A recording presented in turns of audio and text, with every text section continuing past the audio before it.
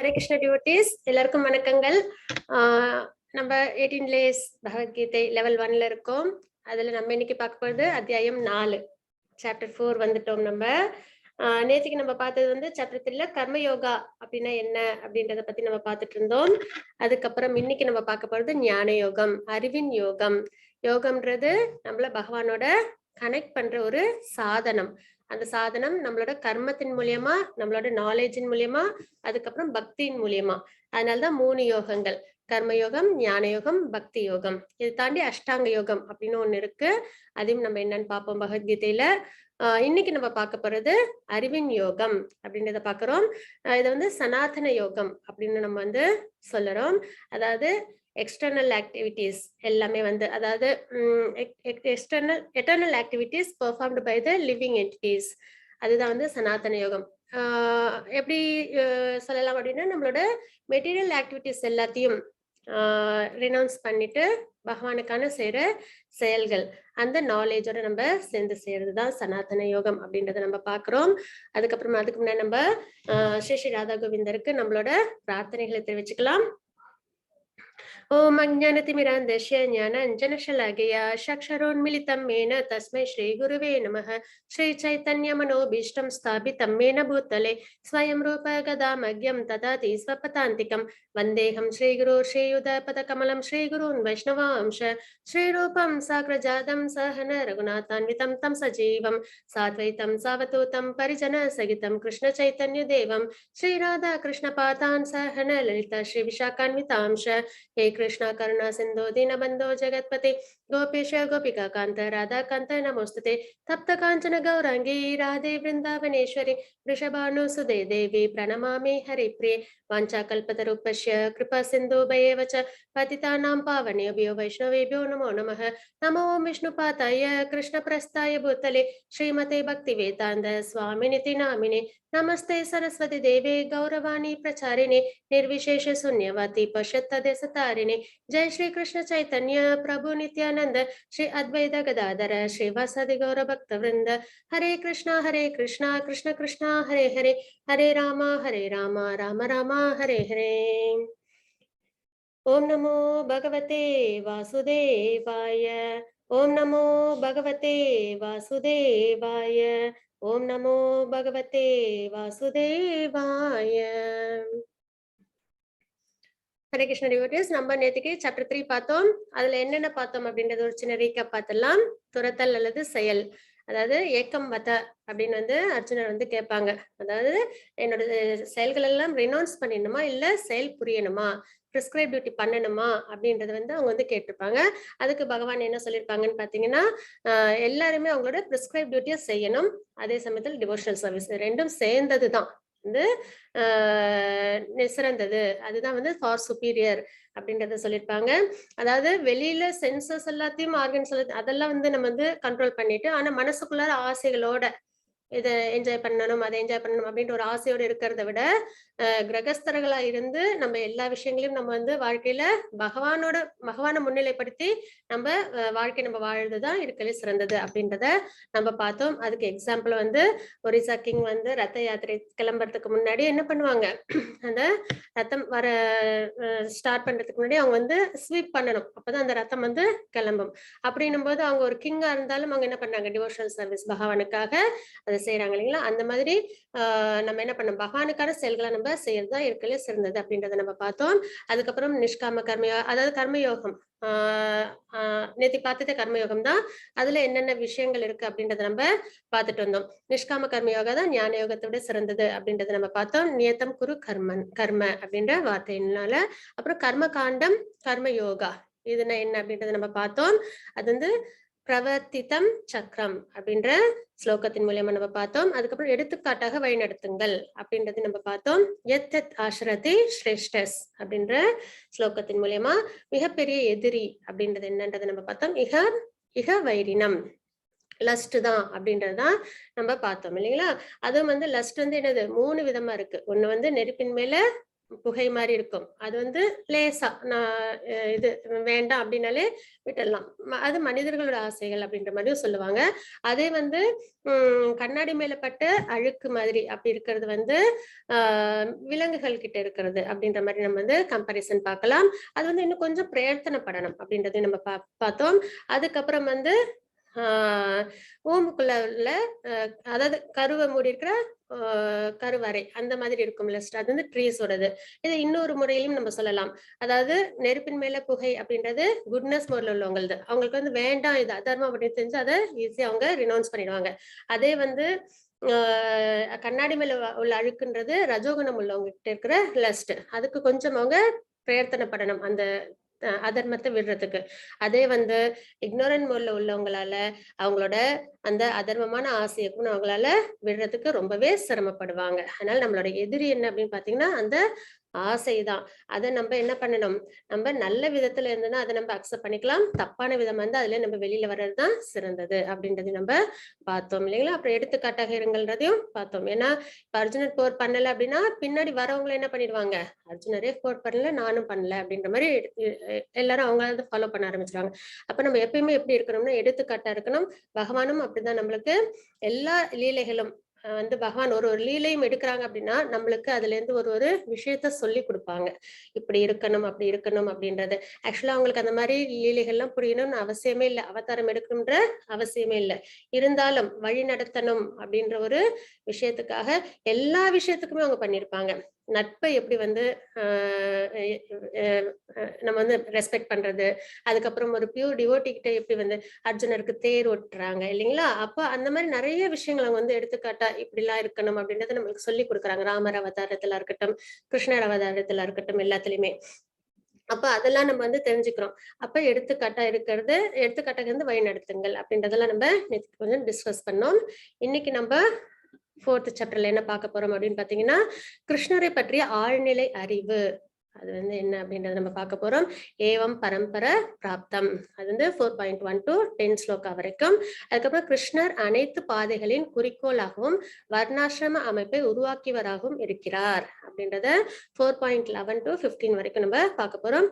ஏயத்தா மாம் பிரபாதியந்தே அப்படின்ற ஸ்லோகத்தின் மூலமா கர்மயோகா அதை பத்தி இன்னைக்கு நம்ம பார்ப்போம்.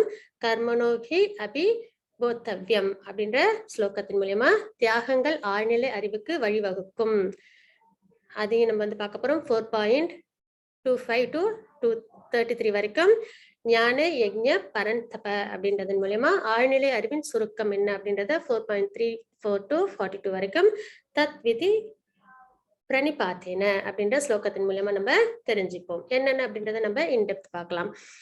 இது பகவத்கீதை உண்மையுருவில் அதுதான் நம்ம பார்த்துட்டு இருக்கோம். பகவத்கீதைன்றது சுப்ரீம் நாலேஜ். ஒரு மனிதன் எந்த விஷயம் தெரிஞ்சுக்கணும் தெரிஞ்சுக்கல இருந்தாலும் ஆனா பகவத்கீதைய அவங்க அவசியம் தெரிஞ்சுக்கணும். அதுலதான் ஒரு மனிதனுக்கு என்ன தேவையோ அத்தனை விஷயங்களும் பொக்கிஷமா வந்து பகவான் நம்மளுக்கு அவங்களே சொல்லியிருக்காங்க. வேற யாரோ ஒருத்தவங்க சொல்லி கூட நம்ம இந்த ஸ்கிரிப்ட்ஸ் நம்ம கேட்கல.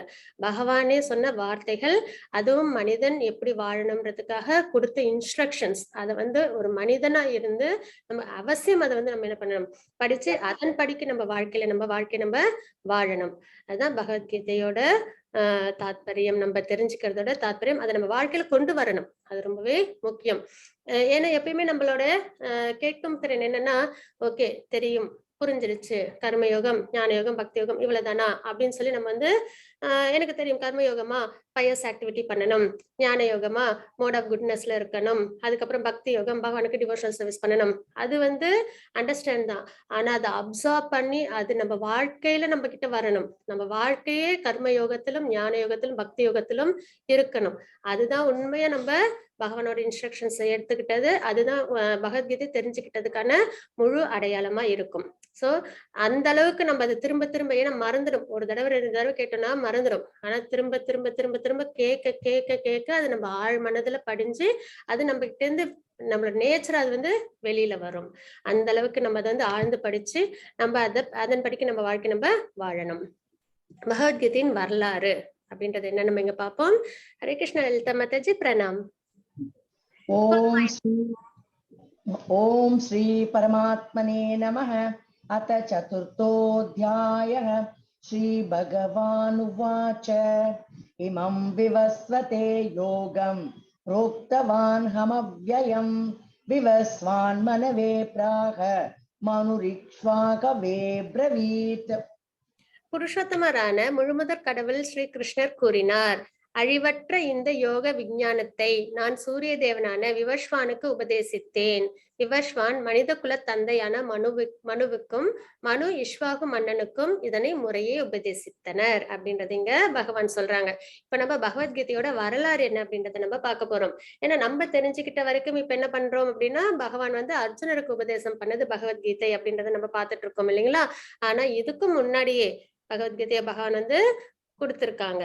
யாருக்கு அப்படின்னு பார்த்தோம்னா, அழிவற்ற இந்த யோகம், அழிவற்ற யோகம் இது இம்பெரிஷபிள், இது வந்து என்னது ரொம்பவே என்னது எட்டர்னலான ஒரு நாலேஜ். அழிவற்ற இந்த யோக விஞ்ஞானத்தை நான் சூரிய தேவனான விவஸ்வானுக்கு உபதேசித்தேன். முத யாருக்கு சொல்லியிருக்காங்க? சூரிய தேவன் விவஸ்வானுக்கு அவங்க சொல்லியிருக்காங்க. சரிங்களா. அதுக்கப்புறம் விவஸ்வான் மனித குல தந்தையான மனுவுக்கும், அதாவது லிவிங் என்டிட்டில யாருக்கிட்டே இருந்து வந்திருக்காங்க அப்படின்னு பாத்தீங்கன்னா, அது அந்த கிரியேஷன்ல பார்த்தோம்னா கர்ப்போதய கஷா விஷ்ணுல இருந்து பிரம்மாவில இருந்து 4 குமாரர்கள், அப்புறம் அதுக்கப்புறம் ருத்ரர் வருவாங்க. அதுக்கப்புறம் அப்படி பாத்தீங்கன்னா வரிசையா கிரியேஷன்ஸ் வந்துட்டே இருக்கும். அதுல பாத்தீங்கன்னா மனுக்கள் அவங்கள வந்து படைக்கப்படுவாங்க. மனுக்கள் கிட்ட இருந்துதான் மனித குலங்கள்லாம் வந்தது அப்படின்றத நம்ம இங்க பாக்குறோம். அதாவது விவஸ்வான் மனித குல தந்தையான மனுவுக்கு, மனித குல தந்தைன்றது யாருன்னா மனுக்கள், மனுக்கு சொன்னாங்க. மனு யாருக்கு சொன்னாங்க அப்படின்னு பாத்தீங்கன்னா இஷ்வாகு. இஷ்வாகு மன்னன் எல்லாருக்குமே ரொம்ப பரிச்சயமா இருக்கும் நினைக்கிறேன். ராமாயணம் எல்லாரும் நம்ம வந்து தெரிஞ்சிட்டு இருப்போம் இல்லைங்களா. ராமாயணம் வந்து சூரிய குல வம்சத்துல தான் ராமர் வந்து பிறந்தாங்க. இஷ்வாகு அவங்களோட முன்னோர்கள்ல ஒருத்தவங்க அப்படின்றது நம்மளுக்கு தெரியும் இல்லைங்களா. அப்ப அதான் இங்க பாத்தீங்கன்னா அதே ஆர்டர்ல தான் வரும். சூரிய தேவனுக்கு பகவான் சொல்லியிருப்பாங்க. அதுக்கப்புறம் மனுவுக்கு, மனுல இருந்து இஷ்வாகு, இஷ்வாகோட வம்சத்துல தான் ராமர் அவதாரம் பண்ணாங்க இல்லைங்களா. அப்ப இஷ்வாகு வரைக்கும் இந்த இது வந்து முறையே உபதேசம், அதாவது வரிசையா டிசிப்ளிக் செக்ஷன்ல முறையா எல்லார்கிட்டையும் வந்து இந்த நாலேஜ் வந்து அப்படியே வந்துகிட்டே இருந்தது அப்படின்றது இங்க நம்ம பாக்குறோம். மாதாஜி 4.2 एवं परंपरा प्राप्त इमं राजस्यो विदुः सकाले नेह मेहता योगो नष्ट परन्तप.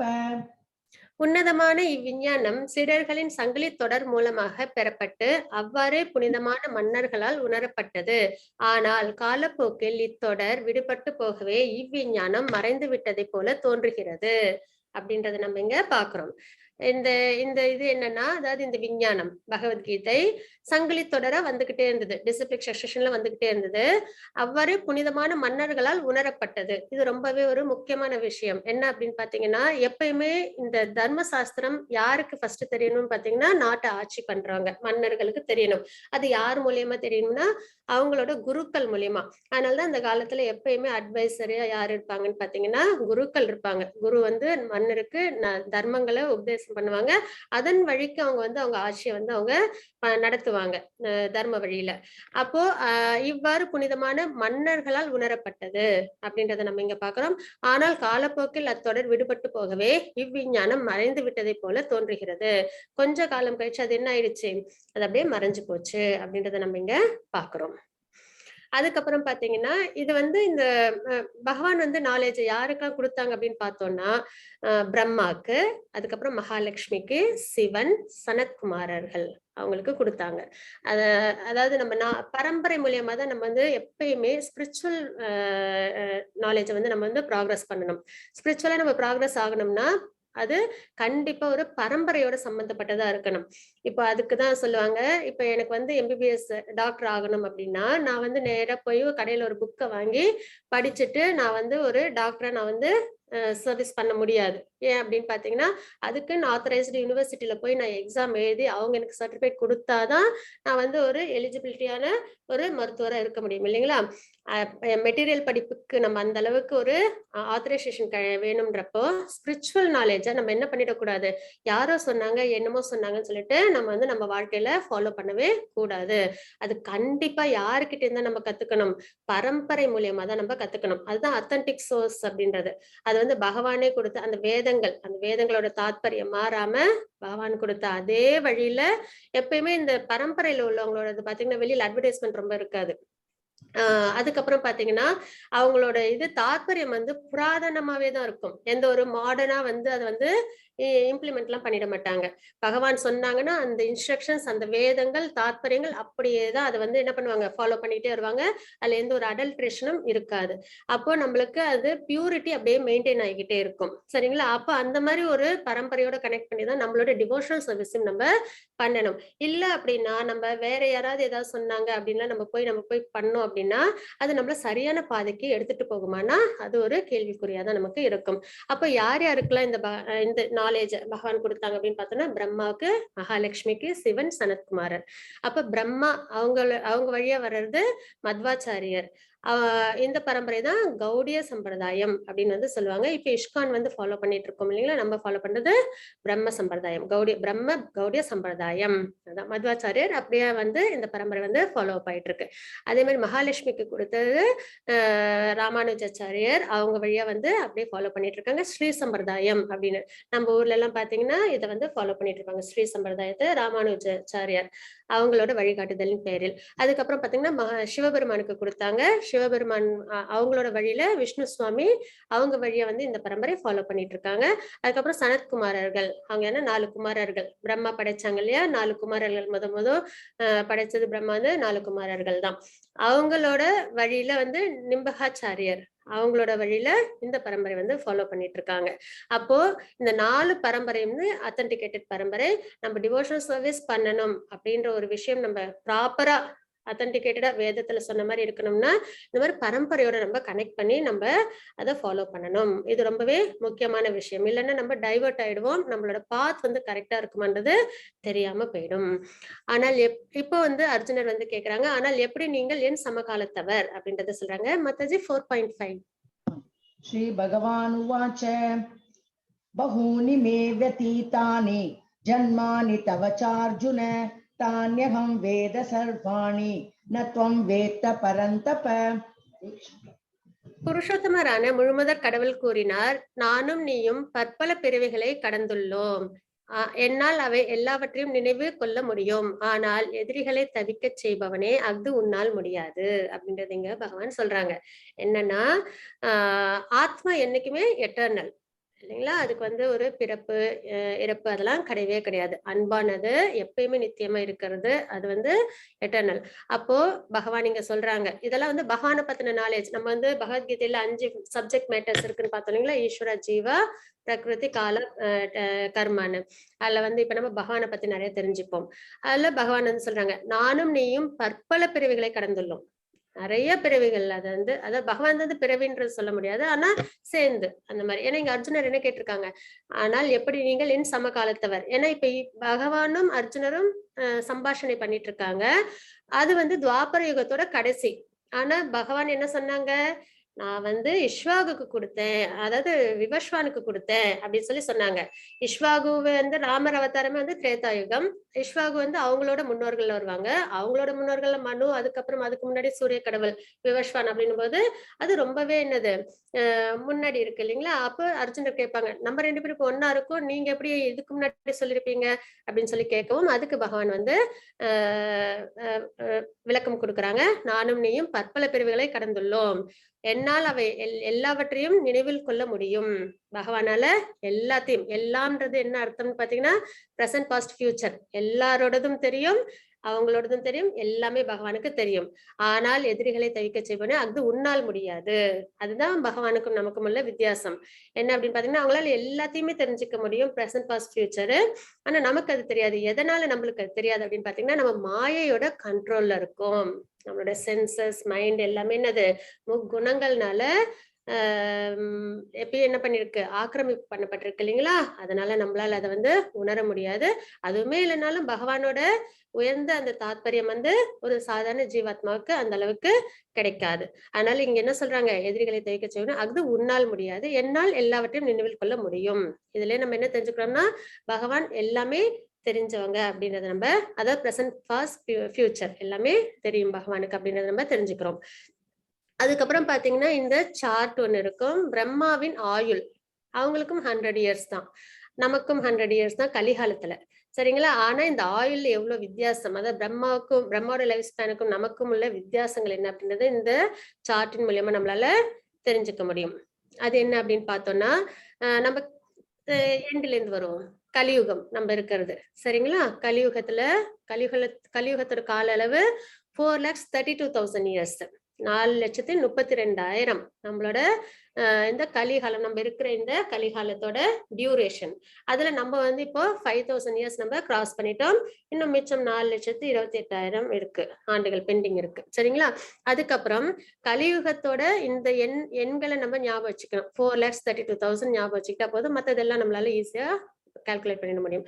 அதுக்கப்புறம் துவாபர யுகம் அப்படின்றது கலியுகம் இன்டூ 2. அது வந்து துவாபர யுகத்தோட டியூரேஷன். திரேதாயுகம்ன்றது கலியுகம் இன்டூ 3 போட்டோன்னா திரேதாயுகம் வரும். சத்தியுகம்ன்றது கலியுகம் இன்டூ 4. இப்படி போடும்போது இது எல்லாத்தையும் நம்ம கால்குலேட் பண்ணோம்னா அந்த 4 யுகத்தோட டியூரேஷன் சேர்ந்தது ஒரு திவ்ய யுகம் அப்படின்றத நம்ம இங்க பாக்குறோம். அப்ப இந்த திவ்ய யுகம் 1000 தடவை சுழற்சி ஏற்பட்டுச்சுன்னா அது பிரம்மாவோட ஒரு பகல். மறுபடியும் 1000 தடவை அதே மாதிரி சுழற்சி, திவ்ய யுகத்தோட சுழற்சி வந்துச்சுன்னா அது பிரம்மாவோட ஒரு நைட்டு. சரிங்களா? அப்ப பிரம்மாவோட ஒரு முழு நாள், இரவும் பகலும் சேர்ந்தது 2000 திவ்ய யுகம் சேர்ந்தது பிரம்மாவோட ஒரு நாள். அப்போ ஒரு திவ்ய யுகத்துல மனுக்களும் இருக்காங்க. சரிங்களா? மனுக்கள் வந்து 14 மனு இருப்பாங்க. ஒரு நாளோட பிரம்மாவோட 1 டேக்கு 14 மனுக்கள் வந்து வருவாங்க. அதுல ஒரு மனு வந்து எத்தனை திவ்ய யுகத்தை வந்து ஆட்சி பண்ணுவாங்கன்னு பாத்தீங்கன்னா 71 ஆண்டுகள், 71 திவ்ய யுகங்கள். சரிங்களா? ஒரு மனு வந்து ஆட்சி பண்ற திவ்ய யுகம் வந்து 71 திவ்ய யுகங்கள் ஆட்சி பண்ணுவாங்க. அதே மாதிரி பிரம்மாவோட ஒரு நாள்ல பாத்தீங்கன்னா 14 மன்வந்தரம், 14 மனுக்கள் ஆட்சி பண்ணுவாங்க. இந்த சந்தியஸ்ன்றது ஒரு யுகமும் இன்னொரு யுகமும் சேர்ற அந்த ஒரு கால அளவு. இப்ப நம்ம துவாபர யுகம்ல இருந்து கலியுகத்துக்கு சேரும் போது நடுவுல கொஞ்சம் காலங்கள் இருக்கும் இல்லைங்களா, அதுதான் சந்தியாஸ் அப்படின்னு சொல்லுவாங்க. அப்போ பிரம்மாவின் பகல் என்ன அப்படின்னு பாத்தீங்கன்னா கல்பம். சரிங்களா? அதுக்கப்புறம் இதே மாதிரி பாத்தீங்கன்னா பிரம்மாவோட ஹோல், அதாவது 100 இயர்ஸ், அது எவ்வளவு வரும் அப்படின்னு பாத்தீங்கன்னா 311.04 லட்ச கோடி ஆண்டுகள் அப்படின்றத நம்ம இங்க பாக்குறோம். சரிங்களா? இதுதான் வந்து காலக்கணக்கு. அதாவது கலியுகத்துல இருந்து நம்ம வந்து இந்த 4 திவ்ய யுகங்களையும் நம்ம கால்குலேட் பண்ணி ஒரு மனுவோட ஆட்சி காலம் வந்து 71 திவ்ய ஆண்டுன்னு பாக்குறோம். அதே மாதிரி ஒரு நாள், 1 டே ஆஃப் பிரம்மாவுக்கு எவ்வளவு மனுக்கள் இருக்காங்க? 14 மனுக்கள் இருக்காங்க. அதுக்கப்புறம் இது வந்து கல்பம் அப்படின்னு சொல்றோம், பிரம்மாவின் பகல். அப்படின்னா 1000 திவ்ய யுகங்கள். அப்புறம் இதே மாதிரி வந்து பிரம்மாவோட நாட்கள் என்ன, அதாவது ஆயுள் காலம் என்ன அப்படின்றத நம்ம இங்க கால்குலேட் பண்றோம். பிரம்மாவின் ஆயுள் காலம், இப்ப உள்ள பிரம்மா, ஐ மீன் இப்ப நான் இருக்கிற அவங்களோட ஆயுள் காலம் இது வரைக்கும் எவ்வளவு ஆயிருக்கு அப்படின்றத இங்க காமிக்கிறாங்க. பிரம்மா 50 ஆண்டுகள் கடந்து விட்டார் அப்படின்றத நம்ம இங்க இந்த கால்குலேஷன் வச்சு அவங்க வந்து ப்ரிடிக்ட் பண்ணிருக்காங்க. கலியுகத்தோட இன்டூ 10,000, அதுக்கப்புறம் 2, அந்த 360 இயர்ஸ்ன்றது பிரம்மாவோட லைஃப் ஸ்பேனு. இப்போ வந்து 50, இன்னும் மிச்சம் பெண்டிங் 50 இருக்கு. 155.52 ட்ரில்லியன் இயர்ஸ் இது வரைக்கும் அவங்களோட ஆயுள் காலம் முடிஞ்சிருக்கு இப்போ உள்ள பிரம்மாவது. அப்புறம் 6 மன்வந்தரங்கள் முடிந்து விட்டன அப்படின்றத கால்குலேட் பண்ணிருக்காங்க. 4 யுகங்களில் சுழற்சி எத்தனை முடிஞ்சிருக்கு? 27 முறை முடிஞ்சிருச்சு. மொத்தம் எத்தனை சுழற்சி? 71 இது வரும் இல்லைங்களா ஒரு மனுக்கு. அதுல இருந்து 27 சுழற்சி முடிஞ்சிருச்சு. அதுக்கப்புறம் சத்தியுகம், திரேதாயுகம், துவாபர யுகம், அது வந்து என்னன்னு கால்குலேட் பண்ணி இங்க போட்டிருக்காங்க. கலியுக காலம் இது வரைக்கும் நம்ம எவ்வளவு கடந்திருக்கோம் அப்படின்னு பாத்தீங்கன்னா 5117 வருடங்கள் கடந்து விட்டோம். பிரம்மாவின் வாழ்க்கை இது வரைக்கும் எவ்வளவு முடிஞ்சிருக்கு அப்படின்னு பாத்தீங்கன்னா 155.522 ட்ரில்லியன் இயர்ஸ். இதுதான் வந்து பிரம்மாவின் ஆயுள். அதே மாதிரி மனுவோட வாழ்க்கையும் இங்க வந்து கால்குலேட் பண்ணிருக்காங்க. 4 யுகங்கள் வந்து 27 முறை சுழற்சிகள் முடிஞ்சிருச்சு. சத்திய திரேதா துவாபர யுகம் அது வந்து இது வரைக்கும் முடிஞ்சது வந்து 9 லட்சத்தி ஐ திங்க் 94,32,000 இயர்ஸ். அதுக்கப்புறம் கலியுகத்தின் காலம் இது வரைக்கும் வந்து 5117 வருடங்கள் முடிஞ்சிருச்சு. மனுவின் வாழ்க்கை இது வரைக்கும் எவ்வளவு முடிஞ்சிருக்குன்னு பாத்தீங்கன்னா 120.5331 மில்லியன் இயர்ஸ். அப்போ மனு பிறப்பதற்கு முன்பே அதை ஏற்றுக்கொள்வது, கீதை இறைவன் தனது சீடரான சூரிய கடவுளுக்கு விவஸ்வானிடம் பேசினார் அப்படின்றத நம்ம இங்க பார்த்தோம். அதாவது மனுவிற்கு முன்பே விவஸ்வான் கிட்ட பேசியிருக்காங்க. மனுவோட கால அளவே என்ன இப்ப முடிஞ்சிருக்கு அப்படின்னு பாத்தீங்கன்னா 120 மில்லியன் இயர்ஸ் முடிஞ்சிருச்சு. அப்ப கீதை வந்து எப்போ பேசப்பட்டிருக்கு முன்னாடி? கீதை 120 மில்லியன் ஆண்டுகளுக்கு முன்பு விவஸ்வான் கிட்ட பகவான் வந்து உபதேசம் பண்ணிருக்காங்க அப்படின்றத கால்குலேட் பண்ணிருக்காங்க. Gita came on earth. மகாபாரதத்தின் ஆண்டின் பர்வா 348.5152 அதுல வந்து கொடுத்திருக்காங்க. அந்த இன்ஃபர்மேஷன்ஸ் படி கீதாவின் வரலாற்றை பின்வருமாறு அறியலாம். திரேதா யுகத்தின் மில்லியத்தின் தொடக்கத்தில் விவஸ்வானால் மனுவுடனான இந்த உறவின் விஞ்ஞானம் வளர்க்கப்பட்டது அப்படின்னு நம்ம இங்க பாக்குறோம். மனு மனித குலத்தின் தந்தையாக இருந்ததால் இந்த பூமியின் கிரகங்கள் ராஜாவான தனது மகனான மகாராஜா இஷ்வாகு அவங்க வந்து கொடுத்தாங்க. ராமச்சந்திர தோன்றிய ரகு வம்சத்தின் முன்னோடி ஆகையால் மகாராஜா இஷ்வாகுவின் காலத்திலேயே மனித சமுதாயத்தில் பகவத்கீதை இருந்தது. அதாவது மகாபாரதத்தோட ஆதாரத்தை வச்சு பகவத்கீதை வந்து எப்பவே இருந்ததுன்றாங்க? இஷ்வாகு மன்னன் அவங்க காலத்திலே இருந்தது அப்படின்றத கால்குலேட் பண்ணிருக்காங்க. கலிகாலத்தின் காலம் எவ்வளவு கடந்திருக்கும்? 5117 வருடம் கடந்திருக்கும். அப்ப கீதை பூமிக்கு வந்தது 2 மில்லியன் ஆண்டுகளுக்கு முன்பு அப்படின்றத நம்ம இங்க பாக்குறோம். இதெல்லாம் பிரம்மாவோட ஆயுட்காலம். அதான் நம்மளோட இது கணக்குப்படி அவங்களோட பிரம்மாவோட ஆண்டுகள் எத்தனை அப்படின்றத இங்க கால்குலேட் பண்ணிருக்காங்க. பிரம்மாவோட ஒரு நொடியே எவ்வளவு? 1,00,000 ஆண்டுகள் நமக்கு. சரிங்களா? அவங்களோட ஒரு நொடின்றது நம்மளோட எர்த்லி இயர்ஸ்ல 1 lakh இயர்ஸ் வந்து நம்மளுக்கு கிடைக்குது. மாதாஜி 4.6. அஜோபி சன்னவ்யாத்மா பூதானாமீஸ்வரோபி சன் பிரகிருதிம் ஸ்வாமதிஷ்டாய சம்பவாம்யாத்ம மாயையா. நான் பிறப்பற்றவனாக இருந்தாலும் எனது திவ்யமான உடல் அழிவற்றதாக இருந்தாலும் உயிர்வாழிகள் அனைவருக்கும் நானே இறைவனாக இருந்தாலும் நான் எனது சுயமான திவ்ய உருவில் ஒவ்வொரு யுகத்திலும் தோன்றுகின்றேன் அப்படின்றது இங்க பகவான் சொல்றாங்க. பிறப்பற்றவன் அதாவது அன்பான், தனது திவ்யமான உடல் அழிவற்றது டிரான்சென்டென்டல் பாடி பகவானோடது. உயிர்வாழிகள் அனைவருக்கும் நானே இறைவனாக இருந்தாலும் நான் எனது சுயமான திவ்ய உருவில் ஒவ்வொரு யுகத்திலும் தோன்றுகின்றேன் அப்படின்றது இங்க பகவான் சொல்றாங்க. அதாவது பகவானோட இது வந்து எப்படி இருக்கும் அப்படின்னு பாத்தீங்கன்னா தெய்வீகமான உடல். சரிங்களா? நம்மளது மாதிரி கிராஸ் பாடி அதெல்லாம் சேர்ந்தது கிடையாது. அதே மாதிரி அவங்க வந்து அன்பான் அப்படின்றது இங்க பகவானே சொல்றாங்க. அவங்களோட நேச்சர் நம்ம பகவானை பத்தி தெரிஞ்சுக்கிறோம் இல்லைங்களா? அப்போ அவங்களோட தன்மைகள் என்ன அப்படின்றத நம்ம இந்த ஸ்லோகத்துல இருந்து நம்ம தெரிஞ்சுக்கிறோம். அப்ப அவங்களோட அவதாரமும் எப்படி இருக்கு? திவ்ய உருவில் தான் அவங்களோட அவதாரமும் ஒவ்வொரு இதுலயும் ஏற்படுது அப்படின்றத நம்ம பாக்குறோம். மாதாஜி 4.7. யதா யதா ஹி தர்மஸ்ய க்ளானிர்பவதி பாரத அப்யுத்தானம் அதர்மஸ்ய ததாத்மானம் சுஜாம்யஹம். எப்பொழுதெல்லாம் எங்கெல்லாம் தர்மம் சீர்குலைந்து அதர்மம் ஆதிக்கம் செலுத்துகின்றதோ பரதகுல தோன்றலே அப்பொழுதெல்லாம் நான் தோன்றுகின்றேன். பகவான் எப்பெல்லாம் வந்து அவதாரம் எடுக்கிறாங்க அப்படின்னு பார்த்தோம்னா எப்பெல்லாம் அதர்மம் தலை தூக்குதோ அப்ப வந்து என்ன பண்ணுவாங்க? பகவான் வந்து அவதாரம் எடுக்கிறாங்க அப்படின்றது இங்க சொல்லியிருக்காங்க. இப்ப பாத்தீங்கன்னா கிருஷ்ண அவதாரம் கூட அப்படிதான் இல்லைங்களா? அதர்மம் வந்து ரொம்ப தலை தூக்கி இருந்தது. பூமி மாதா வந்து பசுவா வந்து மாறி பிரம்மாட்ட போய் சொன்னாங்க, இந்த மாதிரி வந்து அதர்மம் ரொம்ப வந்து தலை தூக்கி இருக்கு, அதனால வந்து என்னால பூமியோட பாரத்தை வந்து தாங்க முடியல, அதனால வந்து எனக்கு நீங்க தான் வழிகாட்டணும் அப்படின்னு பிரம்மாட்ட போய் சொன்னவும் பிரம்மா என்ன பண்ணாங்க? தேவர்கள் பிரம்மா எல்லாரும் பூமி மாதா எல்லாரும் போய் என்ன பண்ணாங்க? பகவான் கிட்ட முறையிடுறாங்க. அப்போ வந்து பகவான் சொல்றாங்க, நான் வந்து அவதாரம் எடுக்கிறேன் அப்படின்னு சொல்லி கிருஷ்ண அவதாரம் அப்பதான் நிகழ்ந்தது. அப்போ அந்த பிக்சர் தான் இது. கம்சன் வந்து என்னது? அவங்க தங்க மேல ரொம்பவே அன்பானவங்க. அவங்களுக்கு தேர் கூட ஓட்டிட்டு வந்தாங்க மேரேஜ் ஆனப்போ. ஆனா அசரீரி ஒண்ணு வந்துச்சு. என்ன வந்துச்சு அப்படின்னு பாத்தீங்கன்னா, இந்த மாதிரி உன்னோட தங்கையோட 8வது குழந்தை வேலை உனக்கு மரணம் ஏற்படும் அப்படின்னு சொல்லிட்டு அவனோட அந்த அசுர குணம் என்னாச்சு? வெளியில வந்து அவங்களே கஷ்டப்படுத்துற அளவுக்கு கொண்டு வந்து விட்டுச்சு இல்லைங்களா? அது மட்டும் இல்லாம நிறைய டீமன்ஸ் இருந்தாங்க அந்த சமயத்துல. கிருஷ்ணாவதாரத்துல பாத்தீங்கன்னா பகவான் வந்து தினம் தினம் ஒரு டீமனை வந்து என்ன பண்ணுவாங்க? வதம் பண்ணிட்டே இருப்பாங்க. லிட்டில் கிருஷ்ணா ஸ்டோரியில பார்த்தா கூட தெரியும். தினம் தினம் அவங்களுக்கு வந்து டீமன்ஸ் தான் டாயே குழந்தையா இருக்கிறப்ப. ஒருத்தவங்களும் வந்து அவங்கள வந்து வதம் பண்ண வைக்க வருவாங்க. அப்ப எல்லாம் கிருஷ்ணர் என்ன பண்ணுவாங்கன்னா எல்லாரையும் வந்து அழிச்சிடுவாங்க. அப்போ அந்த மாதிரி அதர்மம் தலை தூக்கி இருக்கிறப்போ பகவான் என்ன பண்ணுவாங்க? வந்து அவதாரம் எடுப்பாங்க அப்படின்றத நம்ம இந்த ஸ்லோகத்துல நம்ம பாக்குறோம். மத்தஜி 4.8 परित्राणाय साधूनां विनाशाय च दुष्कृतां धर्म संस्थापनार्थाय संभवामि युगे युगे. ஏன் கிருஷ்ணர் தோன்றினார் அப்படின்றதுக்கான அர்த்தம், அதாவது பகவான் எதனால வந்து அவதாரம் எடுக்கிறாங்க அப்படின்றதுக்கான ரீசனுக்கான ஸ்லோகம் தான் இது.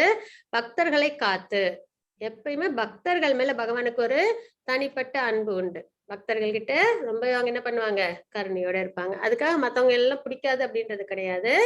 பக்தர்கள் வந்து பக்தி தொண்டு பண்றாங்க. அதே மாதிரி பகவான் எல்லாருக்கும் தான். இப்ப பாத்தீங்கன்னா சூரியனா இருக்கட்டும், மழையா இருக்கட்டும், பயிர்களா இருக்கட்டும், அதுக்கப்புறம் காத்தா இருக்கட்டும், எல்லாருக்குமே தான் உண்டு. பகவானால கொடுக்கப்பட்டது எல்லாருக்குமே. ஆனா பக்தர்கள் அப்படின்னும் போது பகவான் என்ன பண்ணிடுவாங்க, மனம் வந்து இலகி போயிடுவாங்க. சரிங்களா? பக்தர்களை காத்து துஷ்டர்களை அழித்து, யாரெல்லாம் வந்து அதர்மம் செய்யறாங்களோ, எப்பயுமே ஒரு விஷயம், ஒரு தாத்பரியம் மட்டும் இங்க வந்து ரொம்பவே நம்ம கவனிக்க வேண்டிய ஒரு விஷயம் என்னன்னா, எந்த ஒரு டீமனும் பகவானை நோக்கி தவம் பண்ணி வரம் வாங்கினதா நம்ம ஸ்கிரிப்சர்ஸ்ல கிடையாது. டீமன்ஸ் பகவானை நெருங்கவே முடியாது. மனம் சுத்தத்தோட தர்ம வழியில இருக்கிறவங்களால மட்டும்தான் கிருஷ்ண பக்தி பண்ணவே முடியும். அப்படின்ற பட்சத்துல அதர்மம் செய்யறவங்களை என்ன பண்ணுவாங்க, பகவான் துஷ்டர்களை அழித்து தர்மத்தின் கொள்கைகளை மீண்டும் நிலைநிறுத்துவதற்காக. ஏன்னா எப்பவுமே அதர்மம் தலை தூக்கு, டீமன்ஸ் நிறைய பேர் இருந்தாங்கன்னா என்ன அங்க என்ன ஆகும், அதர்மம் தலை தூக்கி இருக்கும் இல்லைங்களா? அப்போ அந்த அதர்மத்தை எல்லாம் வந்து எடுத்துட்டு தர்மத்தை நிலைநாட்டுறதுக்காக. அப்ப 3 ரீசன். ஒண்ணு பக்தர்களை காக்கிறதுக்கு, சாதுக்களை காக்கிறதுக்கு, அதுக்கப்புறம் துஷ்டர்களை அழிக்கிறதுக்கு, யாரெல்லாம் அதர்மம் பண்றாங்களோ அவங்களை அழிக்கிறதுக்கு, அப்புறம் மறுபடியும் தர்மத்தை ஸ்தாபிக்கிறதுக்கு. அது 3 காரணத்திற்காக நானே யுகந்தோறும் தோன்றுகின்றேன் அப்படின்றது இங்க பகவான் சொல்றாங்க. இதுதான் 3 ரீசன். என்ன நன்மை கிருஷ்ணரை அறிவது? மத்தஜி 4.9 जन्म कर्म च मे दिव्यम् एव यो वेत्ति तत्त्वतः त्यक्त्वा देहं पुनर्जन्म नैति मामेति सोऽर्जुन. எனது தோற்றமும் செயல்களும் திவ்யமானவை என்பதை எவனொருவன் அறிகின்றானோ அவன் இந்த உடலை விட்ட பின் மீண்டும் இப்பௌதிக உலகில் பிறப்பு எடுப்பதில்லை. அர்ஜுனா, அவன் எனது நித்திய உலகை அடைகின்றான். யார் ஒருத்தவங்க பகவான் ரிலேஷேஷன், அதாவது 3 ரிலேஷேஷன்ஸ் நம்ம பார்த்தோம் இல்லைங்களா செகண்ட் சாப்டர்ல. என்னென்ன ரிலேஷேஷன்ஸ் பார்த்தோம்? பிரம்மன் ரிலேஷேஷன், பரமாத்மா ரிலேஷேஷன், பகவான் ரிலேஷேஷன். அல்ல பகவான் ரிலேஷேஷன் தான் இருக்கலே முழுமையானது.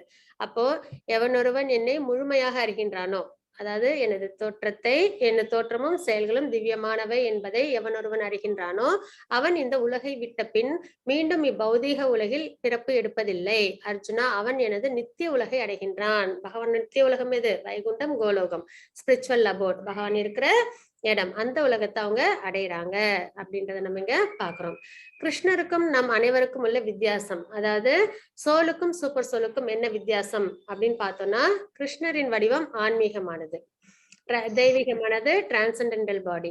அதே நம்மளோடது என்ன அப்படின்னு பாத்தீங்கன்னா தற்காலிகமானது. ஏன்னா இதெல்லாம் பஞ்சபூதங்கள்னாலான உடம்பு நம்மளோடது. ஆனா பகவானோடது அப்படி கிடையாது, தெய்வீகமான உடல். சரிங்களா? அப்போ நம்மளுக்கும் இந்த இந்த இந்த உடலே பாத்தீங்கன்னா 3 விதமா வந்து லேயர்ஸ்ல இருக்கும். ஒன்னு வந்து சோல், ஆத்மா. ஆத்மாவை சுத்தி ஷட்டில் பாடின்னு ஒண்ணு இருக்கும். அதுல என்ன இருக்கும்னு பாத்தீங்கன்னா மைண்ட், ஃபால்ஸ் ஈகோ, இன்டெலிஜென்ஸ், இது 3 சேர்ந்ததுதான் ஷட்டில் பாடி. அதே வந்து கிராஸ் பாடி அப்படின்றது இந்த நம்ம பாக்குற பஞ்சபூதங்கள்னாலான இந்த உடம்பு, பிசிக்கலா நம்ம பாக்குறோம் இல்லைங்களா? இது கிராஸ் பாடி. இது வந்து ஒரு பிறவிலையும் நம்மளை விட்டு போயிடும். இப்ப நம்ம இந்த பிறவியை முடிக்கும் போது இந்த கிராஸ் பாடி அப்பயே அதோட அது டிட்டோரியேட் ஆயிடும். ஆனா இந்த ஷட்டில் பாடி இருக்கு இல்லைங்களா, இது வந்து அவ்வளவு சீக்கிரத்துல நம்மள விட்டு போகாது. இந்த லேயர் தான் ரொம்ப ஸ்ட்ராங்கா இருக்கும். ஏன்னா அதுலதான் என்ன இருக்கு? மனம், இன்டெலிஜென்ஸ், ஃபால்ஸ் ஈகோ, அகங்காரம், நம்மளோட நுண்ணறிவு, அதுக்கப்புறம் மனம், இது 3 சேர்ந்ததுதான் இந்த ஷட்டில் பாடி. இதுதான் என்ன பண்ணும்னா ரெக்கார்ட் பண்ணிக்கிட்டே இருக்கும். நம்ம செய்யற எல்லா செயல்கள், கர்மங்கள், டிசையர்ஸ் எல்லாத்தையும் என்ன பண்ணும்? ரெக்கார்ட் பண்ணிக்கும். ரெக்கார்ட் பண்ணிட்டு அது என்ன பண்ணும்னா அடுத்த பிறவி, ஏன்னா நம்மளோட அடுத்த பிறவி எதை வச்சு தீர்மானிக்குதுன்னா நம்மளோட ஆசைகளும் நம்மளோட கர்மங்களும் தான் நம்மளோட அடுத்த பிறவி அது நிர்ணயிக்கும். அப்ப அதுக்கான இன்ஃபர்மேஷன்ஸ் எல்லாம் இந்த ஷட்டில் பாடியில தான் இருக்கும். இது எப்பயுமே கூடவே தான் இருக்கும், சோல் கூடவே. இது எப்ப இதுவும் நம்மளை விட்டு போகும் அப்படின்னா, பகவானுக்கு பக்தி தொண்டு பண்ணி பகவானே எல்லாம், பகவான் தான் வேணும் அப்படின்னு நினைச்சு பகவான் லோகத்தை அடையும் போது இந்த ஷட்டில் பாடி, அதாவது இந்த மனம், இன்டெலிஜென்ஸ், ஃபால்ஸ் ஈகோ, அதெல்லாம் அதுவும் நம்மளை விட்டு போயிடும். அப்ப 3 லேயர்ஸ் வந்து நம்ம கிட்ட இருக்கு. ஒன்னு வந்து கிராஸ் பாடி, ஷட்டில் பாடி, அப்புறம் இன்னொன்னு சோல். சரிங்களா?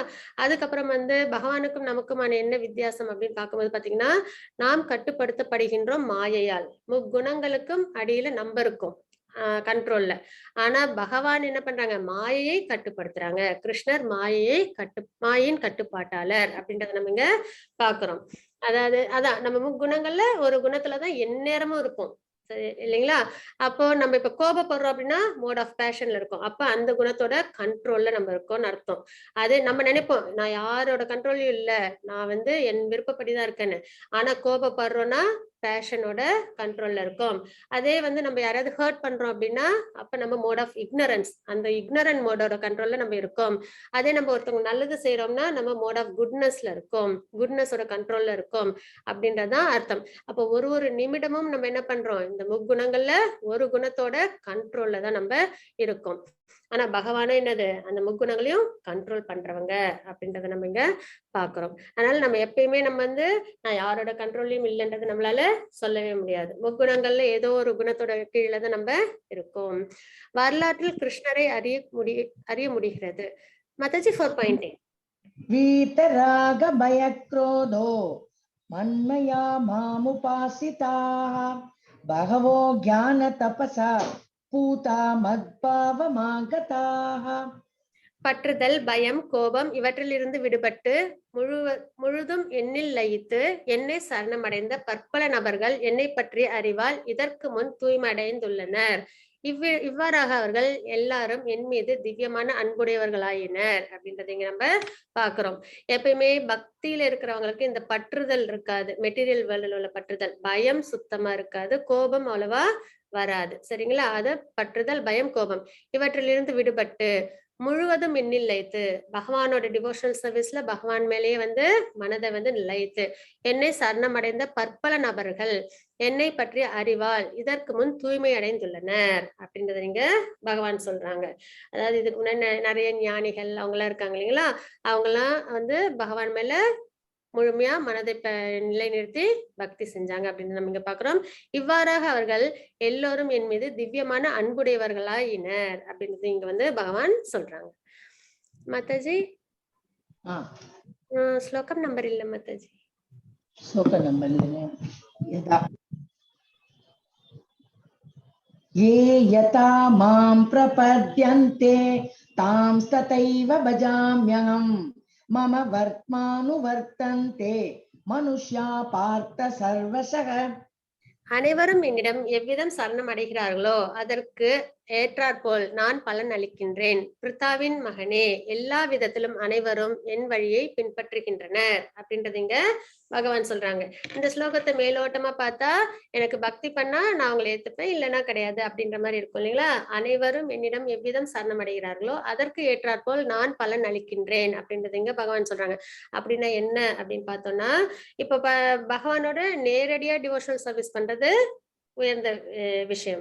அதே வந்து வேற சாதனங்கள் மூலியமா இல்ல வேற வழியில வந்து பகவானை வந்து நம்ம வந்து வழிபடுறோம் அப்படின்னா அதுக்கு ஏத்த மாதிரி பலன்கள் நம்மளுக்கு கிடைக்கும் அப்படின்றத இங்க பாக்குறோம். ஏன்னா அது நம்ம டிவிஷன்ஸ் ஆஃப் ஃபெய்த் அப்படின்னு வந்து நம்ம வந்து பார்ப்போம் 17th சாப்டர்ல. அதுல வந்து மோட் ஆஃப் குட்னஸ்ல உள்ளவங்க யாரை வழிபடுவாங்க, அவங்களோட நம்பிக்கைகள் எப்படி இருக்கும், மோட் ஆஃப் இக்னரன்ஸ்ல உள்ளவங்க யாரை வழிபடுவாங்க, அவங்களோட நம்பிக்கைகள் எப்படி இருக்கும் அப்படின்றதெல்லாம் நம்ம பார்ப்போம். அப்போ யார் யார் எல்லாரையும் படைச்சது யாரு, பகவான் தான். அப்போ நம்ம பகவானை நேரடியா வழிபடுறது ஒரு முறை, இல்ல மத்த தேவர்கள் மூலியமாவோ இல்லைன்னா வந்து வேற விதத்துல நம்ம வழிபட்டோம் அப்படின்னா அந்தந்த விதத்துல பகவான் வந்து நம்மளுக்கு அனுகிரகமும் கொடுக்குறாங்க அப்படின்றத நம்ம இங்க பாக்குறோம். அதுதான் இங்க வந்து அனைவரும் என்னிடம் எவ்விதம் சரணடைகிறார்களோ, நம்ம தேவர்களை வழிபட்டாலும் சரி, அதே வந்து இக்னோரன்ட் மோட்ல உள்ளவங்க எல்லாம் பாத்தீங்கன்னா பூத பிரேதம் அதை வந்து வழிபாடு பண்ணுவாங்க. சரிங்களா? அப்போ அவங்கவுங்க எல்லாமே பகவான் கிட்ட இருந்ததுதான். அப்போ யார் யார்கிட்ட சரணடைறாங்களோ அவங்களுக்கு ஏத்த மாதிரி அங்க வந்து என்ன கிடைக்குது, பலன்கள் கிடைக்குது அப்படின்றத நம்ம இங்க பாக்குறோம். அதுதான் இந்த ஸ்லோகத்துல அனைவரும் என்னிடம் எவ்விதம் சரணம் அடைகிறார்களோ அதற்கு ஏற்றாற்போல் நான் பலனளிக்கின்றேன். பிரித்தாவின் மகனே, எல்லா விதத்திலும் அனைவரும் என் வழியை பின்பற்றுகின்றனர் அப்படின்றத இங்க நம்ம பாக்குறோம். இப்ப இந்த கோபா கோபிஸ் எல்லாம் இருக்காங்க இல்லைங்களா, அவங்க எல்லாம் ஸ்ட்ரெயிட்டா பகவான் கிட்ட பியூர் டிவோஷன் தான். இது வந்து என்னது, கிருஷ்ணா கான்சியஸ்னஸ் அப்படின்றத நம்ம வந்து சொல்லலாம். ஹரே கிருஷ்ண மத்தாஜி. 4.12 காங்க்ஷந்த கர்மணாம் சித்திம் யஜந்த இஹ தேவதா சிப்ரம் ஹி மானுஷே லோகே சித்திர்பவதி கர்மஜா. பலன் தரும் செயல்களில் வெற்றியை விரும்பும் இவ்வுலக மனிதர்கள் தேவர்களை வழிபடுகின்றனர். இவ்வுலகில் இத்தகு செயல்களுக்கு விரைவில் பலன்கள் கிடைப்பது உண்மையே அப்படின்றது இங்க பகவான் சொல்றாங்க. பலன் தரும் செயல்கள் அப்படின்னா ஃப்ரூட்டிவ் ரிசல்ட்ஸை எதிர்பார்த்து செய்யற செயல்கள். இந்த யாகம் பண்ண எனக்கு இது நல்லது கிடைக்கும், கோயில 108 தடவை சுத்தி வந்தா எனக்கு இந்த பலன் கிடைக்கும், அந்த மாதிரி ஒரு விஷயத்தை எதிர்பார்த்து எனக்கு இது வேணும் அதுக்காக நான் இதை செய்யறேன் அப்படின்னு சொல்லி செய்யறாங்க இல்லைங்களா, அதான் பலன் தரும் செயல்கள். அப்ப பலன் தரும் செயல்களின் வெற்றியை விரும்பும் இவ்வுலக மனிதர்கள் தேவர்களை வழிபடுகின்றனர். இவ்வுலகில் இத்தகு செயல்களுக்கு விரைவில் பலன்கள் கிடைப்பது உண்மையே. சாஸ்திர முறைப்படி நம்ம வந்து அதையும் செஞ்சோம் அப்படின்னா நம்மளுக்கு அதுக்கான பலன்களும் உடனடியா கிடைக்கும். இப்ப பாத்தீங்கன்னா செல்வம் வேணும் அப்படின்னு சொல்லிட்டு மகாலட்சுமி வந்து பிரார்த்தனை பண்ணுவாங்க. அதுக்கேற்ற பூஜைகள் புனஸ்காரங்கள்லாம் வேதத்துல கொடுத்திருப்பாங்க. அப்போ அந்த மாதிரி செய்யும் போது அவங்களுக்கு அவசியம் என்ன கிடைக்கும், செல்வ செழிப்பு அவங்களுக்கு தேடி வரும். சரிங்களா? அந்த மாதிரி ஒரு தேவர்களையும் வழிபாட்டு முறைகள்ல அவங்க வழிபட்டோம் அப்படின்னா அவங்களுக்கு என்ன வேணுமோ அது கிடைக்கும். அதுவும் யாரோட சாங்ஷன்னால கிடைக்கும் அப்படின்னு பாத்தீங்கன்னா பகவானோட அனுகிரகத்தினாலதான். ஏன்னா பகவானாலதான், பகவான் கிட்ட இருந்தா யாரெல்லாம் வந்தாங்க, தேவர்கள் எல்லாமும் வந்தாங்க அப்படின்றதுனால எல்லா அனுகிரகமும் கிடைக்கும் அப்படின்றத நம்ம இங்க பாக்குறோம். மத்தேயு 4.13 சாதுர்வர்ண்யம் மயா சிருஷ்டம் குணகர்ம விபாகசஹ தஸ்ய கர்த்தாரமபி மாம் வித்ய கர்த்தாரம் அவ்யயம். 3 வித இயற்கை குணங்களுக்கும் அவற்றின் செயல்களுக்கும் ஏற்ப மனித சமூகத்தின் 4 வகை பிரிவுகள் என்னால் ஏற்படுத்தப்பட்டன. இப்ப பாத்தீங்கன்னா வர்ணாசிரம தர்மத்தை பத்தி இங்க பகவான் சொல்றாங்க. வர்ணாசிரம தர்மம்ன்றது அந்த காலத்துல பாத்தீங்கன்னா 4 வகையா இருக்கும். பிராமணர்கள், சத்திரியர்கள், வைசியர்கள், சூத்ரர்கள் அப்படின்ட்டு 4 வர்ணாசிரம தர்மம் உண்டு. அது எதை பொறுத்து அமையும் அப்படின்னு பாத்தீங்கன்னா அவங்களோட குணத்தின் அடிப்படையிலும் அவங்களோட திறமையின் அடிப்படையிலும் தான் அது வந்து பிரிக்கப்பட்டிருக்கும். குணம் அப்படின்னும் போது பிராமணர்கள் வந்து மோட் ஆஃப் குட்னஸ்ல யார் இருக்காங்களோ அவங்க எல்லாம் வந்து பிராமணர்கள் அப்படின்ற இதுல வருவாங்க. அதே வந்து சத்திரியர்கள்ன்றவங்க மோட் ஆஃப் பேஷன்ல உள்ளவங்க. அதே வைசியர்கள் அப்படின்றவங்க, அதாவது பிராமணர்கள்ன்றவங்க நாலேஜ் எல்லாம் கெயின் பண்ணுவாங்க, சாஸ்திர நாலேஜ் எல்லாம் கெயின் பண்ணி வச்சிருப்பாங்க, தர்மம் அதர்மம் அதெல்லாம் அவங்களுக்கு தெரியும். சத்திரியர்கள்ன்றவங்க நாட்டை பாதுகாப்பாங்க, தர்ம வழியில பிராமணர்கள் சொல்லி கொடுத்த அந்த குருவின் அறிவுரைப்படி அவங்க ஆட்சி பண்ணுவாங்க.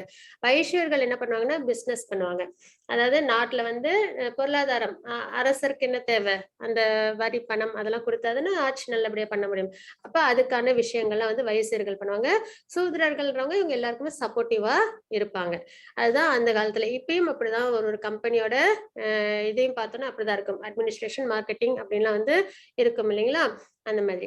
அப்போ இந்த இதுல பாத்தீங்கன்னா பிராமணர்கள் வந்து மோட் ஆஃப் குட்னஸ்ல உள்ளவங்களாம் பிராமணர்கள் அப்படின்ற அடிப்படையிலையும், மோட் ஆஃப் பேஷன் அவங்க வந்து சத்திரியர்கள்லயும், வைசியர்கள் வந்து மோட் ஆஃப் பேஷன் அண்ட் இக்னரன்ஸ்லயும் வருவாங்க, சூத்ரர்கள் மோட் ஆஃப் இக்னரன்ஸ்ல வருவாங்க. அப்ப குணங்களின் அடிப்படையில வந்து இது வந்து இந்த வர்ணாசிரம தர்மம் பகவானால உருவாக்கப்பட்டது. குணங்கள் மற்றும் அவங்களோட அந்த செயல்படுற முறை, அவங்களோட திறமை, அதன் அடிப்படையில இந்த பிரிவுகள் உண்டு அப்படின்றத இங்க பாக்குறோம்.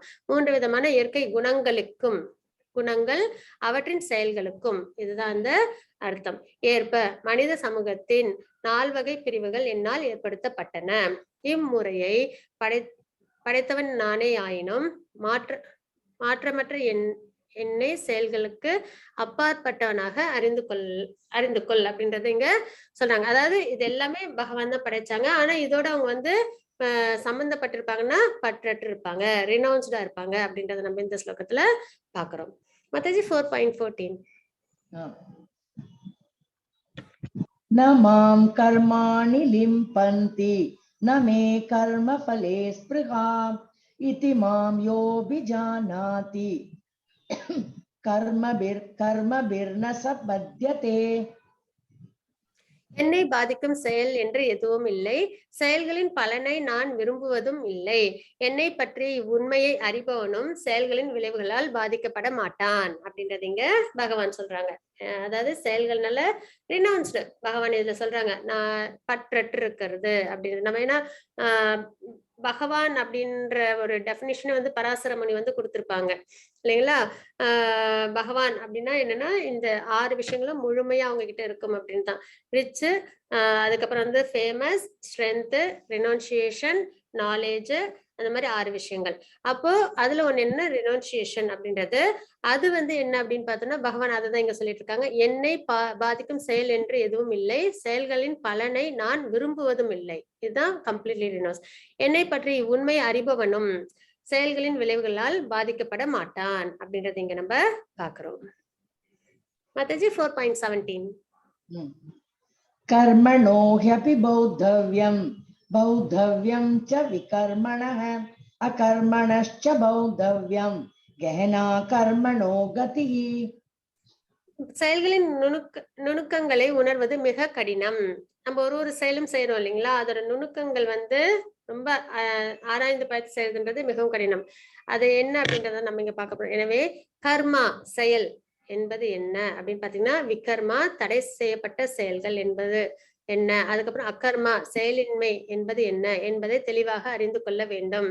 இந்த நுணுக்கங்கள் தெரிஞ்சது அப்படின்னா தான் நம்மளால கரெக்டா நம்ம ஃபாலோ பண்ண முடியும். சரிங்களா. கர்மானா என்ன, விகர்மானா என்ன, அகர்மானா என்ன அப்படின்றத நம்ம தெளிவா தெரிஞ்சுக்கணும் அப்படின்றத நம்ம இங்க பாக்குறோம்.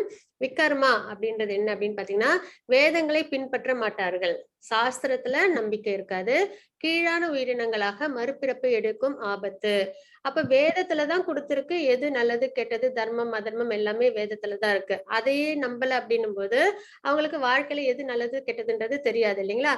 அப்ப கீழான உயிரினங்களாக மறுபிறப்பு எடுக்கும் ஆபத்து ஆன்மீகவாதிகளால் ஏற்றுக்கொள்ளப்பட மாட்டாது. ஆன்மீகவாதிகள் வந்து என்னைக்குமே விகர்மா அந்த ஆக்டிவிட்டிஸ்ல ஈடுபட மாட்டாங்க. எடுத்த பிறவி நோக்கத்தில் தோல்வி.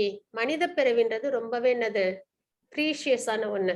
ஏன்னா இதுல மட்டும்தான் பகவத்கீதையை நம்மளால தெரிஞ்சுக்க முடியும், பகவான் யாருன்னு தெரிஞ்சுக்க முடியும், டிவோஷனல் சர்வீஸும் நம்மளால பண்ண முடியும். மத்த இது உயிரினங்கள்ல இந்த தாற்பயம் அந்த அளவுக்கு இருக்காது இல்லைங்களா. அப்ப மனித பிறவின்றது கிடைத்தற்கு அரியது. அதை நம்ம என்ன பண்ணணும், கண்டிப்பா டிவோஷனல் சர்வீஸ் நம்ம பண்ணணும். பகவான் யாருன்னு தெரிஞ்சுக்கணும், நம்ம இந்த பிறவி எடுத்திருக்கோம், இதுல இருந்து நம்ம எப்படி வெளியில வர்றது அப்படின்றதெல்லாம் தெரிஞ்சு யோசிச்சு, அது ஸ்கிரிப்சர்ஸ்ல எல்லாமே இருக்கு. பாகவதத்திலயும் பகவத்கீதையிலயும் எல்லா விதமான விஷயங்களும் நம்மளுக்கு தேவையான எல்லா விஷயங்களும் இருக்கு. அப்ப அதெல்லாம் தெரிஞ்சுக்கிட்டு நம்ம அதைப்படி நம்ம வாழ்க்கையை நம்ம வாழணும். ஆனா விகர்மா விகர்மான்னா அதாவது இம்பயஸ் ஆக்டிவிட்டி பண்றவங்க என்ன பண்ணுவாங்க, அப்படி எப்படி இருப்பாங்க, அவங்க நேச்சர் எப்படி இருக்குன்னா, வேதத்தை பின்பற்ற மாட்டார்கள், வேதமே இல்ல அதுல நம்பிக்கையும் இருக்காதுன்னுவாங்க. அதனால அவங்களுக்கு கீழான உயிரினங்களாக மறுபிறப்பு எடுக்கும் ஆபத்து. ஏன்னா அதர்மம் நிறைய பண்ணிட்டு இருப்பாங்க, அது தப்புன்னே தெரியாது, பாபம் வரும் தெரியாது, ஆனா அதே சர்வ சாதாரணமா அவங்களுக்கு தேவைன்னா அது செஞ்சிருவாங்க. ஆன்மீகவாதிகள் இன்னைக்கு அது மாதிரி இருக்க மாட்டாங்க. எடுத்த பிறவி நோக்கம், ஹியூமன் பிறப்புன்றது என்னது ரொம்பவே ப்ரீஷியஸான ஒரு விஷயம். அது என்ன ஆயிடுது, தோல்வியில முடிஞ்சிருது அவங்களுக்கு. அதே பக்தி உள்ளவர்கள் வேதங்களை, இது கர்மவாதி எப்படி இருப்பாங்கன்னா, பக்தி இருக்கும் அவங்க கிட்ட, வேதங்களை பின்பற்றுவார்கள், வேதத்தையும் சாஸ்திரத்தையும் பின்பற்றுவார்கள், ஸ்வர்க்கம் மற்றும் உபதேவைகளின் உலகத்தை அடைவார்கள். அவங்க வந்து பக்தி இருக்கும், வேதத்தையும் பின்பற்றுவாங்க, ஆனா வந்து எதிர்பார்த்து செய்வாங்க எல்லாத்தையும். என்ன ஒரு டிவோஷனல் சர்வீஸ் பண்ணாலும் அதுக்கு ஒரு எதிர்பார்ப்பு இருக்கும். அப்போ அவங்களுக்கு நிறைய பயஸ் ஆக்டிவிட்டி இருக்கும், புண்ணிய காரியங்கள் இருக்கும். அப்ப அந்த புண்ணிய காரியங்களுக்காக அவங்க எங்க போவாங்க, ஸ்வர்க்கம் போவாங்க. இல்லைன்னா அவங்க எந்த தேவர்களை வழிபட்டாங்களோ அவங்களோட உலகத்துக்கு அவங்க போவாங்க. அங்க போய் அவங்க செஞ்ச புண்ணிய காரியங்கள் தீர்ந்து போச்சு, அவங்க செஞ்ச புண்ணிய ஏன்னா இப்ப நரகத்துக்கு போனா பாவம் பண்ண தண்டனை முடிஞ்சதும் திரும்பி எங்க வருவாங்க, திரும்பி பூலோகத்துக்கு வந்து அவங்களோட வாழ்க்கையை மறுபடியும் பிறப்பெடுப்பாங்க. அதே மாதிரி சொர்க்கத்துக்கு போனாலும் அவங்களோட புண்ணிய காரியங்களோட இது கால அளவு முடிஞ்ச உடனே அவங்க மறுபடியும் என்ன பண்ணுவாங்க, பூலோகத்துல வந்து பிறப்பெடுப்பாங்க. இதுதான் இந்த லைஃப் டெத் அந்த சுழற்சி அப்படின்றது. இப்போ பாவத்தை பண்ணிட்டு நித்தியமா நரகத்துல யாராவது இருப்பாங்களா அப்படின்னா அப்படியும் கிடையாது. அவங்க செஞ்ச பாவத்துக்கான தண்டனை முடியிற வரைக்கும் அங்க இருப்பாங்க. முடிஞ்சதுக்கு அப்புறம் வந்துருவாங்க. அதே மாதிரிதான் சொர்க்கத்திலயும் வந்து போய் அவங்க செஞ்ச புண்ணிய காரியங்கள் அந்த அந்த அளவு காலம் முடியிற வரைக்கும் இருப்பாங்க. அதுக்கப்புறம் மறுபடியும் பிறப்பெடுப்பாங்க. இப்படி பிறப்பு இறப்பு இந்த சுழற்சியில இருப்பாங்க. இறுதியில் ஜட உலகில் திரும்பவும் பிறவி அப்படின்றதான் கர்மவாதிகளுக்கு. சரிங்களா? அது ஞானிகளுக்கு. அகர்மா அவங்களுக்கு எப்படி இருக்கும் அப்படின்னு பாத்தீங்கன்னா, ஞானத்தின் நிலைக்கு வந்திருப்பவர்கள் ஆத்ம தத்துவம், சோல் சோல்ல பத்தி நல்லா தெரிஞ்சுப்பாங்க. சோலோட நேச்சர் என்ன அப்படின்றது தெரிஞ்சுப்பாங்க. பயன், உலகின் விளைவு மற்றும் மறுபிறப்பின் பொருள் அறிந்தவர்கள். அதாவது என்ன பண்றதுனால எதனால நம்மளுக்கு இந்த பிறவிகள்லாம் கிடைக்குது அப்படின்றதெல்லாம் அவங்க வந்து தெரிஞ்சுப்பாங்க. அப்போ அதை என்ன பண்ண ஆரம்பிச்சாங்க, ஆத்ம தத்துவம் தெரிஞ்சிருச்சு அப்படின்னாலே இந்த மெட்டீரியல் விஷயத்துல அவங்களுக்கு என்ன ஏற்படாது, பற்றுதல் ஏற்படாது. அப்ப மெட்டீரியல் விஷயத்துல பற்றுதல் ஏற்படாம என்ன பண்ண ஆரம்பிச்சிருவாங்க, பகவானுக்கு டிவோஷனல் சர்வீஸ் பண்ண ஆரம்பிச்சிருவாங்க. அப்படி பண்ணும்போது அவங்களுக்கு என்ன டெஸ்டினேஷன் அப்படின்னு பாத்தீங்கன்னா, பக்தி சேவைக்கு வருபவர்கள் மிகவும் உயர்ந்தவர்கள். அவங்க என்னது, பகவானோட லோகத்தை அவங்க அடைவாங்க அப்படின்னு. அப்ப 3 இருக்கு. விக்கர்மான்றது இம்பயஸ் ஆக்டிவிட்டி, கர்மான்றது பயஸ் ஆக்டிவிட்டி, இது அக்கர்மான்றது செயலற்ற தன்மை. ஆனா எதுல, மெட்டீரியல் விஷயத்துல செயலற்ற தன்மை. எதுல செயல் அதிகமா இருக்கும், ஸ்பிரிச்சுவல் அவங்க வந்து ரொம்பவே டிவோஷனல் சர்வீஸ்ல ஈடுபட்டு இருப்பாங்க அப்படின்றத நம்ம இங்க பாக்குறோம். மாதாஜி 4.18 कर्मण्य कर्म य पश्येत् अकर्मणि च कर्म यः स बुद्धिमान् मनुष्येषु स युक्त कृष्ण कर्म कृत्. கர்மாவில் அக்கர்மாவையும் அக்கர்மாவில் கர்மாவையும் காண்பவனே மனிதர்களில் அறிவுடையவனாகிறான். எல்லாவித செயல்களில் ஈடுபட்டிருந்தாலும் அவன் உன்னத நிலையில் நிலை பெற்றுள்ளான் அப்படின்றத இங்க நம்ம பாக்குறோம். அவங்க செய்யறது செயலாதான் இருக்கும், ஆனா அது அக்கர்மாவா இருக்கும். அப்படின்னா என்ன அர்த்தம், டிவோஷனல் சர்வீஸ்ல பகவானுக்காக செய்யற எந்த ஒரு விஷயமும் அது என்னது, அக்கர்மா தான். நம்ம சாண்டிங் பண்றதா இருக்கட்டும், நம்ம வந்து கீர்த்தனம் பாடும்போதா இருக்கட்டும், இல்ல நம்ம வந்து பகவத்கீதை பாகவதம் இதெல்லாம் கேட்கும் போதா இருக்கட்டும், அதெல்லாம் என்னது, ஆக்டிவிட்டிஸ் தான். அதே மாதிரி பகவானுக்காக நம்ம செய்யற ஒரு விஷயமும் என்னது, வெளியில இருந்து பார்க்க ஆக்டிவிட்டிஸ், ஆனா அது அக்கர்மா. அதே மாதிரி அக்கர்மாவில் கர்மாவை பார்க்கிறது. அதாவது கிருஷ்ணா கான்சியஸ்னஸ்ல பகவானுக்கு சேவை பண்றதுதான் அக்கர்மா, அதுல கர்மா அதுதான் தன்னோட செயலை எடுத்துக்கிறாங்க. சரிங்களா? கர்மாவில் அக்கர்மா, அக்கர்மாவில் கர்மாவை காண்பவனே மனிதரில் அறிவுடையவன் ஆகின்றான். எல்லாவித செயல்களில் ஈடுபட்டிருந்தாலும் அவன் உன்னத நிலையில் நிலை பெற்றுள்ளான் அப்படின்றத நம்ம இங்க பாக்குறோம். ஏன்னா நம்ம இன்னைக்கு என்ன யோகா, என்ன சாப்டர் பாக்குறோம், யோகா ஆஃப் நாலேஜ். அப்போ என்ன மாதிரி நாலேஜ்லாம் நம்மளுக்கு இருக்கணும் அப்படின்றத பகவான் இங்க நம்மளுக்கு சொல்லிட்டு இருக்காங்க. மாதாஜி 4.34 तद्विद्विप् प्रणिपातेन परिप्रश्नेन सेवया उपदेक्ष्यन्ति ते ज्ञानं ज्ञानिनस्तत्त्वदर्शिनः. ஆன்மீக குருவை அணுகி உண்மையை அறிய முயற்சி செய். அடக்கத்துடனும் அவரிடம் கேள்விகள் கேட்டு அவருக்கு தொண்டு செய்து உண்மையை கண்டவர்களான தன்னுணர்வு பெற்ற ஆத்மாக்கள் உனக்கு ஞானத்தை அளிக்க முடியும் அப்படின்றத இங்க நம்ம பாக்குறோம். ஆன்மீக குரு அவங்கதான் நம்மளோட வழிகாட்டி. நம்மளுக்கு டிவோஷனல்ல ஸ்பிரிச்சுவல் ப்ராக்ரஸ்ல எப்படி இருக்கணும் அப்படின்றத வழிகாட்டுறவங்க ஆன்மீக குருக்கள். அவங்கள நம்ம அணுகி அதுக்கப்புறம் என்னன்னா அடக்கத்துடன் அவங்க கிட்ட ரொம்ப ஹம்புலா இருக்கணும். ஹம்புலா இருந்து நிறைய கேள்விகள் கேட்கணும். அவங்க கிட்ட வந்து மெட்டீரியல் கேள்வி ஒண்ணு கூட கேட்காம என்ன பண்ணணும், ஸ்பிரிச்சுவலா ஆத்மாவை ஸ்பிரிச்சுவல் ப்ராக்ரஸ்க்கு எடுத்துட்டு போற கேள்விகள், அந்த மாதிரி நிறைய அவங்க கிட்ட கேள்விகள் கேட்கணும். அவருக்கு தொண்டு செய்யணும். அதுதான் அந்த காலத்துல குருகுலம். அந்த கான்செப்டே அதுதான். யாரா இருந்தாலும், யாரோட குழந்தையா இருந்தாலும், ராஜாவோட குழந்தையா இருந்தாலுமே சரி, கிங்கோட குழந்தையா இருந்தாலும் என்ன பண்ணுவாங்க, குருகுலத்துக்கு தான் அனுப்புவாங்க. குரு வந்து அரண்மனையில வந்து சொல்லிலாம் தரவே மாட்டாங்க. குரு கிட்ட அனுப்பி அவங்க வந்து என்ன பண்ணுவாங்க, அவங்களோட தன்மையை பார்ப்பாங்க. யாருக்கு என்ன திறமை இருக்கு அப்படின்றத அவங்க பார்ப்பாங்க. அது எப்படி பார்ப்பாங்கன்னா, அவங்க செய்யற அந்த சப்மிசிவ் அடக்கத்துடன் கேள்விகள் கேட்கறதுலும் தொண்டு செய்யறதுல இருந்து அவங்க கண்டுபிடிச்சாங்க. இப்ப பாத்தீங்கன்னா அர்ஜுனருக்கு வில்வித்தை தான் வரும் அப்படின்றத கண்டுபிடிச்சு அதை கொடுப்பாங்க. பீமருக்கு கதா யுத்தம் இல்லைங்களா, அப்ப அந்த வித்தையை கொடுக்கறது. அந்த மாதிரி அதை வந்து அவங்களோட திறமைய என்ன அப்படின்றத கண்டுபிடிச்சு அதுக்கேத்த கல்வி போதனைகள் அவங்களுக்கு கிடைக்கும். அப்போ அந்த மாதிரி தான் சிஸ்டம் இருந்தது. அததான் இங்க நம்ம பார்க்கிறோம். அடக்கத்துடன் அவரிடம் கேள்விகள் கேட்டு. ஆனா இப்ப நம்ம ஆன்மீக விஷயத்துல நம்ம எப்படி இருக்கணும் அப்படின்னு பாத்தீங்கன்னா, ஸ்பிரிச்சுவல் மாஸ்டர்ஸ்ட்ட போயிட்டு அடக்கத்துடனும் அவரிடம் கேள்விகள் கேட்டு அவருக்கு தொண்டு செய்து உண்மையை கண்டவர்களான அவங்களாம் யார் அப்படின்னு பாத்தீங்கன்னா, உண்மை தெரிஞ்சவங்க. பகவான் யாரு? அவங்களுக்கு எப்படி டிவோஷனல் சர்வீஸ் பண்ணணும் அப்படின்றதெல்லாம் தெரிஞ்சிருக்கும். அதுதான் எப்படி அப்படின்னு பாத்தீங்கன்னா, இப்ப ஒரு விஷயம் நல்லா தெரிஞ்சவங்க கிட்ட நம்ம போய் கேட்கும்போது, அது வந்து நம்மளுக்கு இன்னும் கிளாரிட்டி நல்லா கிடைக்கும் இல்லைங்களா? அப்ப ஆன்மீக குருலாம் எப்படி இருப்பாங்க அப்படின்னு பாத்தீங்கன்னா, உண்மையை கண்டவர்களாக இருப்பார்கள். தன்னுணர்வு பெற்ற ஆத்மாக்கள் அவங்கலாம். செல்ஃப் ரியலைஸ்டு பெர்சனா இருப்பாங்க. அப்போ அவங்களால தான் என்ன பண்ண முடியும்? நமக்கு அந்த ஞானத்தை அளிக்க முடியும் அப்படின்றத இங்க நம்ம பார்க்கிறோம். அதுக்கப்புறம் பாத்தீங்கன்னா, அத்தியாயத்துல இன்னைக்கு நம்ம பார்த்தது கிருஷ்ணரை பற்றிய ஆழ்நிலை அறிவு. அது பார்த்தோம். அதுக்கப்புறம் கிருஷ்ணர் அனைத்து பாதைகளின் குறிக்கோளாகவும் வர்ணாசிரம அமைப்பை உருவாக்கியவராகவும் இருக்கிறார் அப்படின்றதையும் நம்ம பார்த்தோம். கர்ம யோகாவை பத்தி நம்ம பார்த்தோம். தியாகங்கள் ஆழ்நிலை அறிவுக்கு வழிவகுக்கும் அப்படின்றதையும் பார்த்தோம். ஆழ்நிலை அறிவின் சுருக்கம் என்ன அப்படின்றத நம்ம இன்னைக்கு பார்த்தோம். மாதாஜி ஸ்லோகம் ஓம் தத்சதிதி ஸ்ரீமத்பகவத்கீதாசு उपनिषत्सु ब्रह्म विद्यायां योग शास्त्रे श्री कृष्णार्जुन संवादे ज्ञान कर्म सन्न्यास योगो नाम चतुर्थोऽध्यायः सर्वं कृष्णार्पणमस्तु। हरे कृष्णा। हरे कृष्ण माताजी। वाञ्छाकल्पतरुभ्यश्च कृपा सिन्धुभ्येव च पतितानां पावनेभ्यो वैष्णवेभ्यो नमो नमः। अनंत कोटि वैष्णववृन्द की जय। श्रीला प्रभुपाद की जय। हरे कृष्णा।